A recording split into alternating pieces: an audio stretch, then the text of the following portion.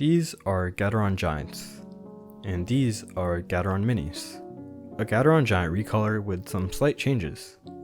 Surprisingly, I haven't found much info on the original Giants in terms of a review, but today I'll be going over my thoughts on the Minis and whether I think they're worth picking up. Please make sure to hit the like and subscribe button if you do enjoy this video. The Switch was created because the original Gateron Giants are no longer available for purchase. Future versions of the Switch have been manufactured by JWK, and as you may know, many JWKs tend to sound similar, and even for me, they're becoming a tad bit dull. It is worth noting that the Giant V5, or the next version, is actually being manufactured by Texi. The goal of the Mini designer Chu was to bring back one of her personal favorite Switches, and with the permission of the creator of the Giants, and Gateron of course, she was able to bring them back and they will be sold on Loop Switches with the Group Buy model starting today.